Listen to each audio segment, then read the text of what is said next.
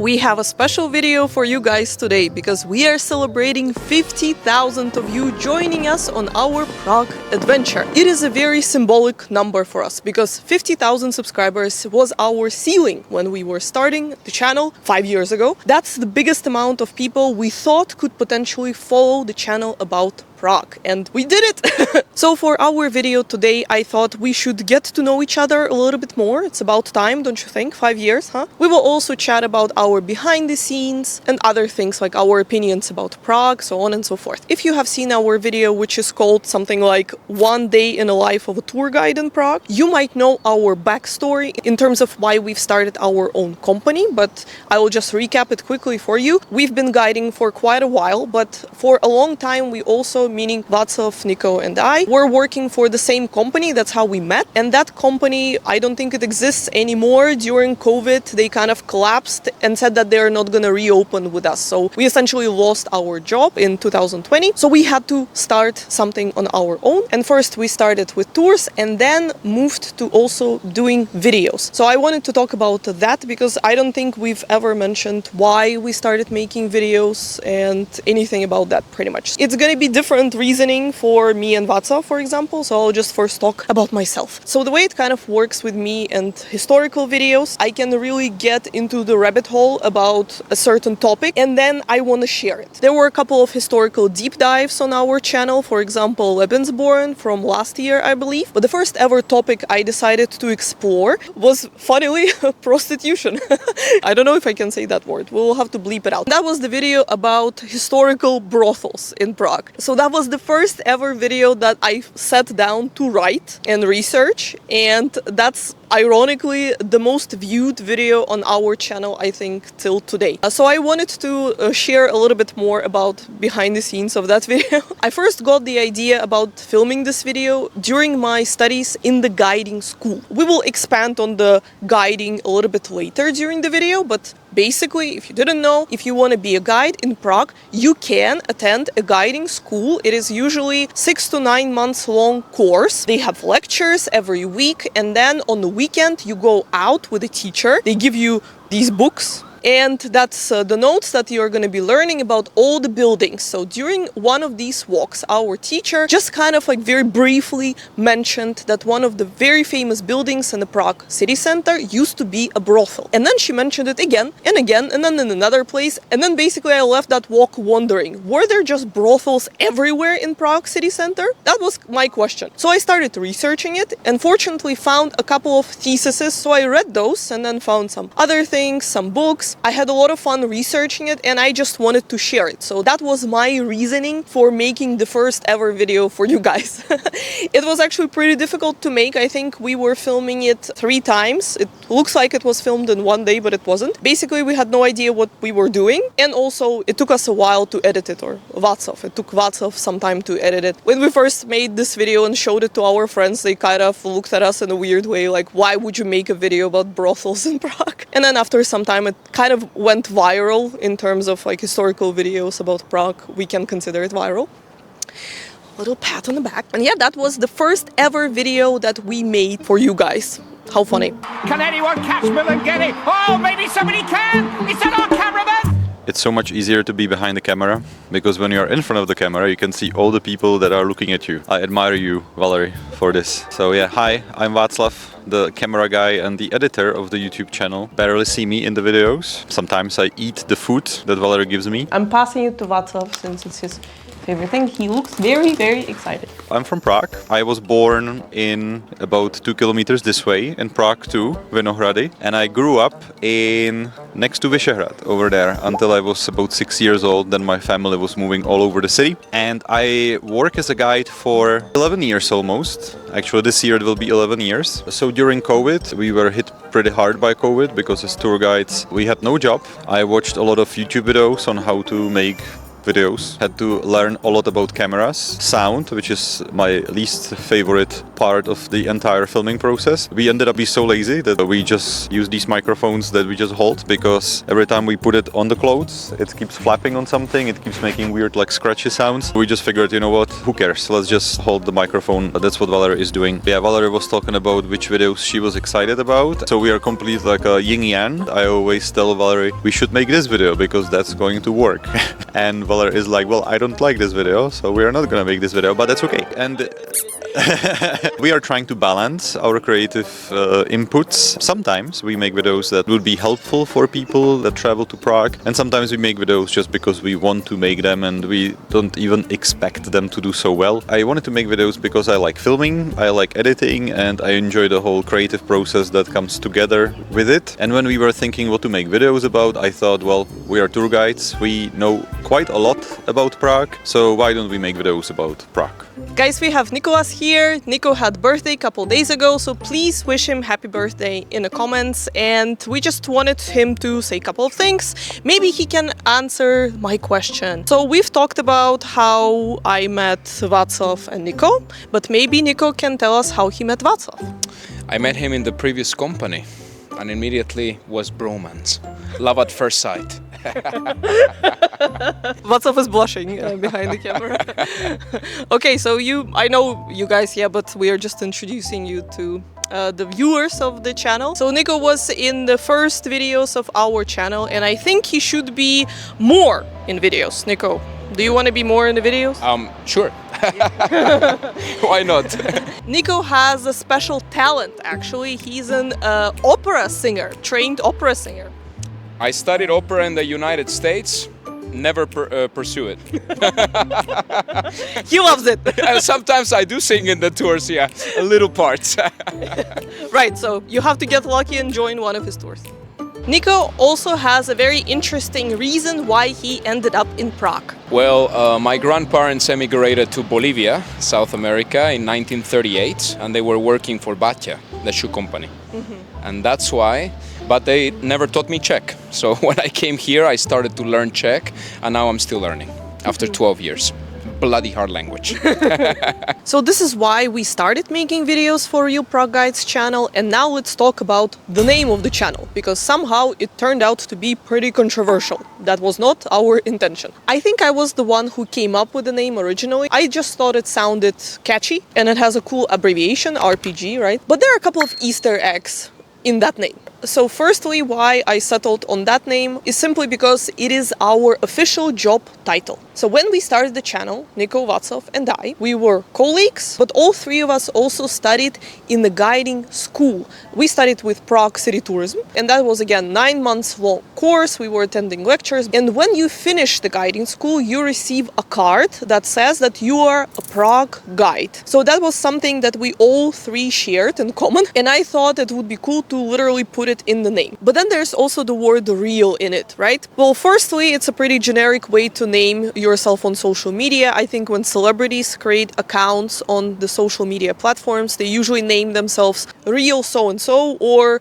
so-and-so official, something like that. I didn't want to go with the word official, so I chose the word real. But there was another reason. It's layered like the onion. When we finished the guiding school and started working, we pretty quickly found out that the world of Prague is full of contradictions. This is what I mean. If you look at the official kind of stance of Prague about tourism, you might get the impression that the city is trying to fight the over-tourism problem. Yet, they spend millions of crowns on advertisement. They also say that they're trying to promote hidden gems or lesser-known, off-the-beaten-path sites. But when you actually try to become a tour guide, you are only learning about the historical city center. So they want you to become a tour guide, teach you everything about the city center, and then they somehow make you look bad that you are trying to tell people about astronomical clock or teen church or Charles Bridge, Prague Castle, yada yada. So that felt kind of strange.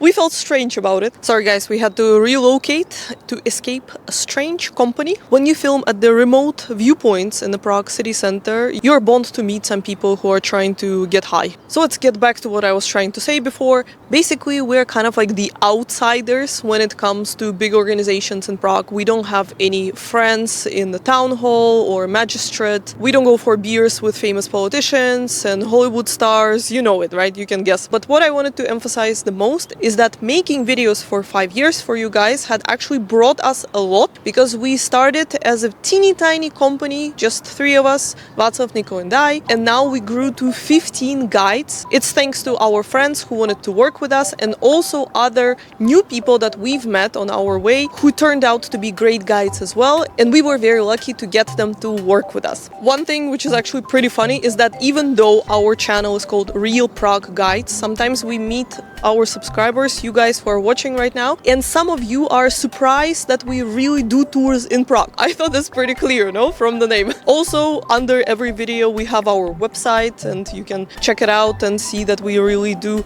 tours daily in Prague. And those of you who watch our videos and figured it out and joined our tours, thank you. Thank you very much. I thought I could also get nostalgic a little bit and talk about our past videos and generally the filming process. I'm sure it's something a lot of people who film outside can relate to, but it can be pretty difficult and funny at times. Not just because of the weather. Obviously, when it's raining, you cannot go film. In Prague, it's raining quite a lot, especially in the winter and autumn. But also because sometimes life gets into your way. Literally, people wander into your shot and start talking to you. Yes. Oh, thank you guys, thank you. There were many crazy stories connected to that, but the first one that comes to mind happened a long time ago when we were filming a video, I think about the anniversary of the execution on the Old Town Square. That one, you can check it out, it's very old. It's also very bizarre to look back at it because I cannot believe that they just recreated an execution, but they do it from time to time. They've recreated defenestrations here, other things, fun to watch. So we wrapped up already on the Old Town Square, and that's when a lady approached us. She spoke English to us, and I think she was a native French speaker, though, from what she said. And then she started to share the story that she had somehow lost contact with her relatives, and we are the only ones who can help her. And by helping her, I mean that she asked us to film her. And we kind of felt confused about that, but we just went with it, and Václav rolled the camera. I don't know if we still have footage of that anywhere. I don't think we'll put it here. Václav is nodding, for sure. There's footage of that. That's great. And then she was for a long time just speaking, maybe in French. Václav, was she speaking in French? Yes, she was speaking in French. So we have no idea what she said, actually, because we don't speak French. But it was supposed to be like a message to her mom and dad or something. And then she was done, and we asked if we should send this video to her somehow, and she just kind of scribbled some weird website on a piece of paper and left. So what really happened was that a stranger approached us on the street, asked to film them, and left. So that's kind of, yeah, that's just weird things like that happen. Obviously, when you have a camera and you are setting up to film something, it attracts attention of people. People get curious, they want to look what we are doing there, they ask us. Because we are filming in Prague, a certain kind of videos gets filmed in Prague a lot, so I have to be careful about my outfits, because if the skirt is too short, Václav just reminding me of something else I wanted to talk about, which is kind of funny in the retrospect. So it took me quite a while to realize that people actually do watch our videos, and if they meet us in real life, they will recognize me. I guess Prague is just very small, so it's very easy to stumble upon somebody here. Most of the time, our interactions with subscribers go very well. You guys are awesome. Thank you for stopping and saying hi to us. But sometimes it can get awkward. This is what I mean. When Václav and I are filming, we sometimes have arguments. These are not serious arguments. These are just like your regular routine filming arguments. Should I stand here? If I get hungry or tired, I get cranky, I can flip, I can say something like, I don't want to do this, I'm tired, we've been doing this for so long, blah, blah, blah. And then 1 second later, we are fine. This is just how we kind of work. Like I don't think we've ever said anything nasty to each other, but it's just, I guess it It's kind of surprising. Why are you not doing this? Oh, because there was a person with bottles there. Okay, well, if we don't do it now, we will be waiting here for another 15 minutes. We have to do it now. All right, I will do it now. So guys, here's the Charles Bridge. Sometimes it just goes like that. And I didn't realize it up until recently, that it can seem very strange to the third person. So it happened to us a couple of times that we were arguing about something. And then there was a person who was watching us just somewhere on the side. And then after we finished arguing, they approached us and said that they watch our videos. And of course, they heard everything. Which is... if you are one of these people, I'm so sorry. But it's just so funny to me. It's so funny to me. And to conclude this video, because I don't think I'll be ever able to talk about this topic anywhere else, I just randomly wanted to share my book recommendations, because in the past it was a hobby of mine to wander into an antique store with books, into a section called Pragenzie. That's literature about Prague. And just buy about everything that is standing on the bookshelves. So here are my top picks. Welcome guys to my treasure trove. This is the reason why I don't shop for books about Prague anymore, because I actually have to first finish all of these. I'm probably like 60% through. Alright, but I wanted to start with the oldest book that I have. This teeny tiny one. And I believe it's from 1924. Let's check. Yep, it is from 1924. Next one is my favorite book. It looks a little bit intimidating because of how big it is. That's what she said. And this book is just about St. Vitus Cathedral. Pretty much anything that you can find in the cathedral. There are some mascarons. There are some busts that you can find in the Triforium. So I read that on quarantine. That was a perfect read, actually. I always make this mistake of flipping it the other way. This is one of the newer books that I have, and this is the oldest or earliest photographs of Prague. It's all old photos of Prague. This pretty much looks like it does today. But there are some places that you won't probably recognize, like this is Wenceslas Square, for example. That looks totally different. Some of these books are kind of funny because they're literally about a single statue. Here it is. This book is just about a single plate column. The whole book is just about that one freaking plate column. That was a little bit boring, I have to say. This is the book that I used for our video about house signs. Most of these books are in Czech. When it comes to information about Prague, you cannot really find a lot in English or any other language on the internet. You have to get to the bottom of the sources. Some of them actually are kind of like geeky, expensive books. Like this is the last expensive book I bought. This was 1,000 crowns, and this is about the Middle Ages in the Czech lands or in Bohemia. We cannot really use it for anything else. We already made our video about Middle Ages. One book that everyone can get. This one is kind of not in a good state. It's actually Václav's book. This is a book with a lot of pictures, and it's a book about churches and kind of like famous sites in Prague. But I really like it because it's just shows a lot of details and mentions a lot of names of artists, which is again kind of difficult to find. It's called a Prague Detailed Picture Guide, and they still sell it in the most bookstores. Yeah, of course I have some like funny ones. Oh yes, now I know which book I wanted to show you. Erotic Prague. I found it, like this is a pretty new book. This is 2017, but I wish I came across that book when we were making a video about brothels. And then there was one book which is very old, and it took me a really long time to find it. I found it.